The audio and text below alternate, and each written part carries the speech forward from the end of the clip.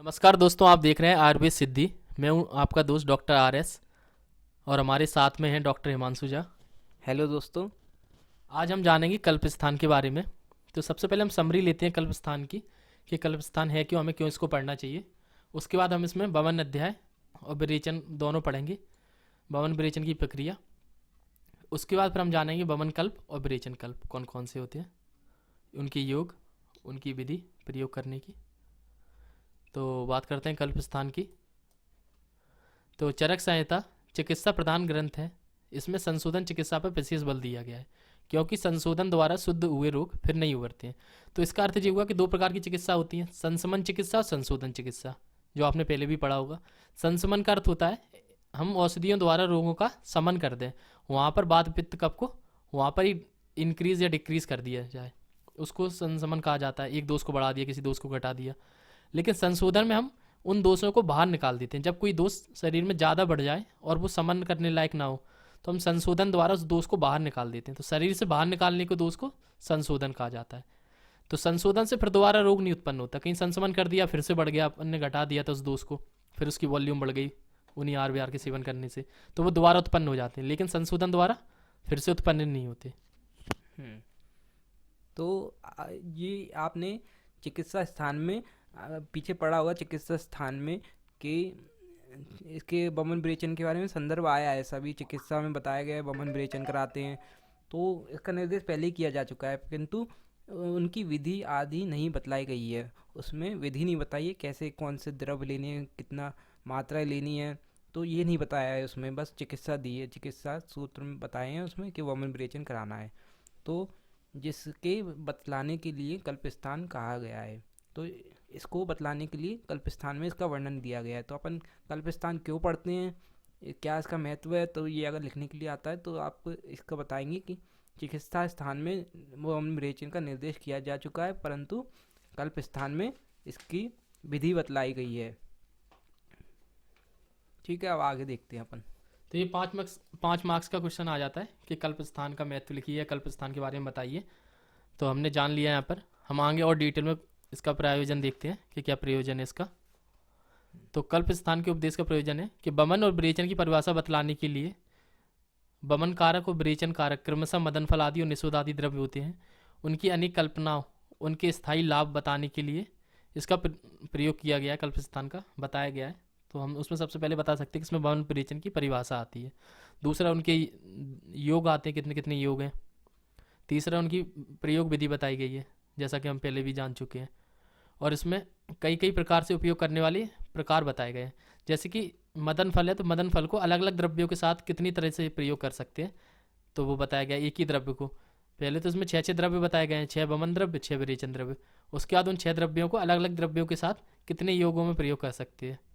Last में उनके सुरस, कल्क, कषाय आदि कितने तरीके से हम प्रयोग कर सकते हैं चूर्ण रूप में। जैसे कि चूर्ण रूप में नस्य दे देते हैं बमन विरेचन के लिए, कल्क रूप में हम चटाने के लिए देते हैं, कषाय में पीने के लिए देते हैं डिकॉक्शन। तो उससे उत्तम से उत्तम कल्पनाओं को हम जानेंगे कल्प स्थान में। तो ये प्रयोजन हो गया कल्प स्थान का। ये अपन ने प्रायोजन देखा, उपदेश और प्रयोजन क्या था, फिर से एक बार रिवीजन कर लेते हैं। परिभाषा बतलाने के लिए एवं बमन कारक एवं विरेचन कारक क्रमशः मदन फलादि जो 6 बमन कारक द्रव्य हैं और निषोध श्यामा तीव्रत आदि जो विरेचन कारक द्रव्य हैं, तो उनके अन्य द्रव्यों के साथ कल्पना कल्पना के साथ अधिक स्थायी लाभकर बनाने के लिए, मतलब उनकी पोटेंसी बढ़ाने के लिए अपन उनका अलग अलग प्रयोग बनाते हैं। जैसे दूध के साथ, दही के साथ, और नस्य में, चूर्ण में, तो इनके मोदक बना लेते हैं अपन। तो इससे अपन इसको पता चलता है स्थायी लाभकर मिलता है। तो इसमें आगे बताया गया है कि एक एक उपयोग, कल्क स्नान, कषाय वगैरह, ये सब उसमें बताया गया है। पूरा निर्माण करने की विधि बताइए, आप इसमें आगे पढ़ेंगे। अब पहला अपन सबसे पहले मदन कल्प आ गया है, तो मदन कल्प के बारे में पढ़ते हैं, जो कि पहला वामक द्रव्य है। जो 6 चैप्टर बताए हैं बमन के, तो उनमें सबसे पहला क्या है, मदन कल्प।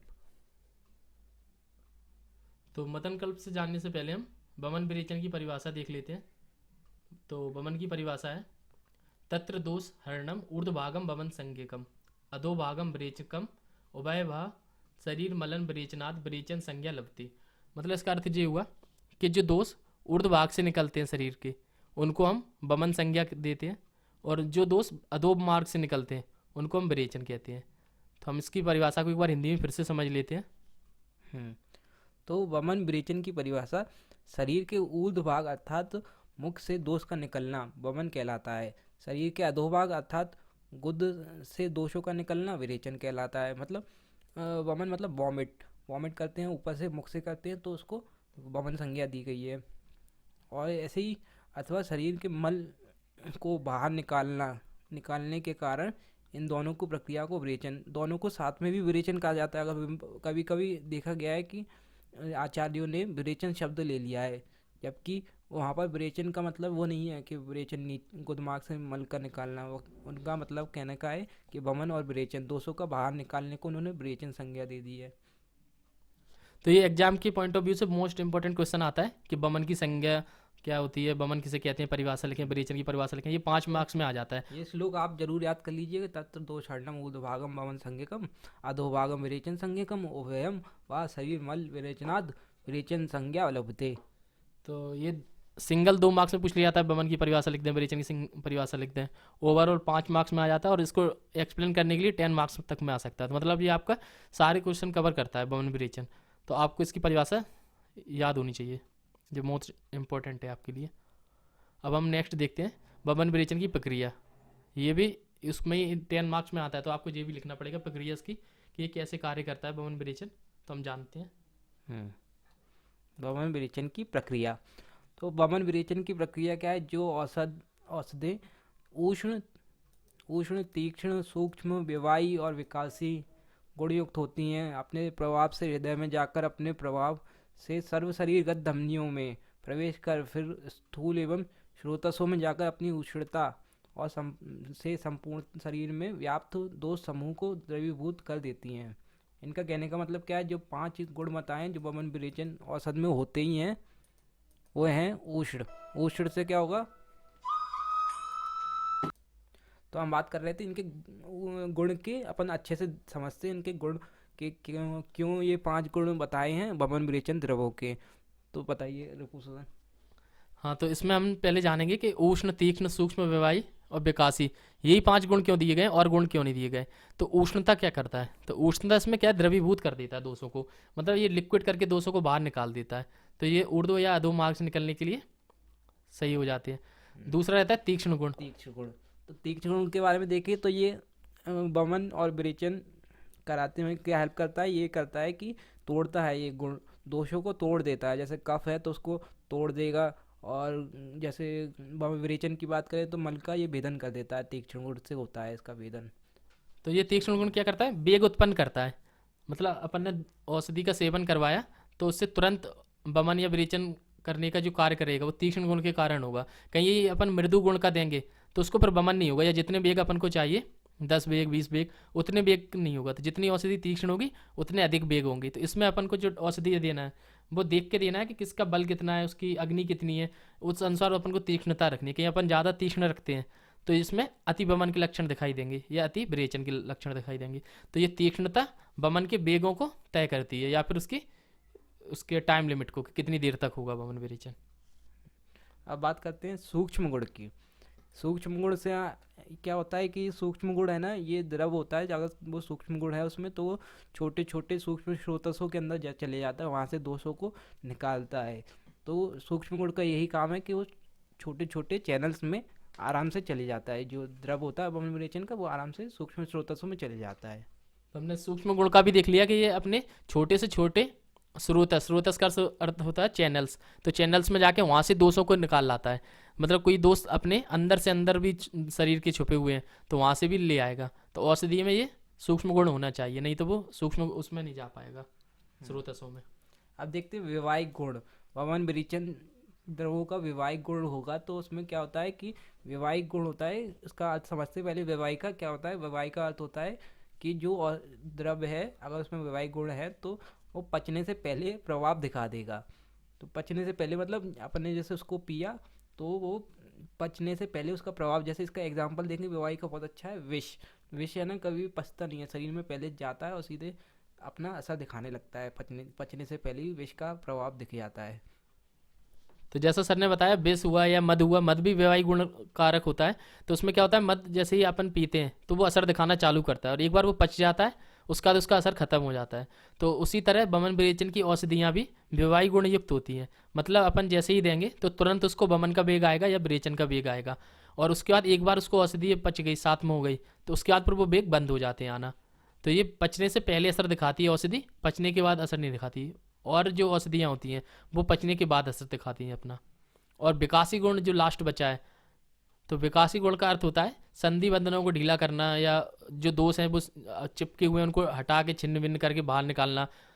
तो यही हम इसमें आगे देखेंगे कि ये सारे दोष जो हृदय में स्थित हैं और स्रोतसों में स्थित हैं, वहाँ पे जो औषधि अपना हृदय में प्रभाव दिखाती है, धमनियों पे प्रभाव दिखाती है और स्रोतसों में जाके उष्णता उत्पन्न करती है। जो उष्णता से वो द्रवीभूत होकर दोष छिन्न भिन्न होकर बाहर निकल आते हैं। तो आपको ये याद रखना है और ये प्रक्रिया लिख के आना है पूरा बमन विरेचन का। तो विकासित गुण क्या करता है, शिथिल कर देता है, दोषों को शिथिल कर देता है, ढीला कर देता है, चिपकते नहीं है दोष फिर। और सर्व शरीर का फिर इसकी प्रोसेस बता दी है क्या है कि पहले हृदय में जाएगा, फिर सर्वगत शरीर में चले जाता है, धमनियों में, उसके बाद स्रोतों में जाता है, उष्णता और संपूर्ण शरीर में व्याप्त होकर दोषों को समूह को अपने उष्ण गुण से द्रवीभूत कर देता है। दोषों का संघात कैसे कर रहा है, तीक्ष्ण गुण से छिन्न भिन्न होकर इधर उधर घूमता हुआ कहीं भी आसक्त नहीं होता है, क्योंकि शरीर का पहले स्नेहन हो गया है। अब यहाँ पर ये बता रहे हैं, यहाँ पर अंडरलाइन करना। तब तक हम जान लेते हैं कि स्नेहन स्वेदन का महत्व। तो इसमें क्या स्नेहन स्वेदन का महत्व यहाँ थोड़ा सा बता दिया गया है। तो आपको ये पता ही है कि बमन विरेचन से पहले पूर्व कर्म किया जाता है, जिसे स्नेहन और स्वेदन कहा जाता है। तो इसमें दोनों का महत्व बताया गया, पहले स्नेहन की बात की जा रही है, उसके बाद स्वेदन की। तो स्नेहन में इसमें एग्जाम्पल दिया गया है, जिस प्रकार किसी पात्र में तेल या घी लगा दिया जाए, उसके बाद उसमें मधु भरा जाए, तो वो मधु उस पात्र में चिपकता नहीं है, वो उसकी सरफेस पे लगता नहीं है और वो बाहर निकल आता है। उसी प्रकार कहीं हम पहले स्नेहन कर दें तो वो स्रोतस से दोष चिपकेंगे नहीं और बाहर निकल आएंगे पूरे के पूरे। दूसरा उसमें बताया गया स्वेदन। तो स्वेदन के लाभ जानते हैं। स्वेदन का क्या है, दो संघात अणु मार्ग संचारी तथा कोष्ठ गमन उन्मुख होने से आमाशय में आकर उदान वायु द्वारा प्रेरित होकर औषध के अग्नि पवनात्मक होने से ऊर्ध भाग दो शरणम स्वभाव के कारण ऊपर की ओर फेंका जाता है।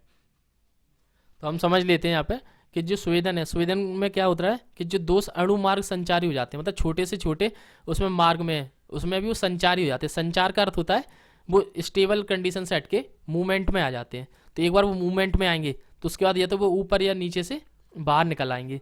दूसरा इसका काम है स्वेदन का कि वे कोष्ठ में उन्मुख हो जाते हैं, कोष्ठ गमनोन्मुख हो जाता है, मतलब कोष्ठ में जाने लगते हैं। कोष्ठ का अर्थ होता है अमाशय, कैविटी। दूसरा गमन का अर्थ होता है जाना, उन्मुख मीन्स उसकी टुवर्ड्स तक कोष्ठ जाने लगते हैं जी, अमाशय की तरफ। और इसका कारण क्या है, उदान वायु। तो जो उदान वायु द्वारा प्रेरित होकर जाते हैं। और यहाँ पर क्या है, दोष औसत का बता दिया है, मतलब अगर औसत अग्नि और वायु प्रधान है तो ऊपर की ओर ले जाएगी दोषों को। जब वो कोष्ठ में आ जाते हैं दोष स्वेदन करने के बाद, तो फिर अगर औसत जो अपन पिला रहे हैं बमन विरेचन की, अगर बमन वाली है तो वो क्या होगा, अग्नि और वायु प्रधान होगी, तो वो ऊपर की साइड ले जाएगी, दोषों को बाहर निकाल देगी बमन के द्वारा। और जब उसकी दूसरी बात करें, औसत जब जल और पृथ्वी महाभूत प्रधान होती है तो वो विरेचन करा देती है और नीचे की ओर दोषों को ले जाती है, बाहर निकाल देती है। तो बस हमने जान लिया कि कौन सा मतलब दोष ऊर्ध्व भाग से निकलेगा या अधो मार्ग से, ये औषधियों पे डिपेंड करता है।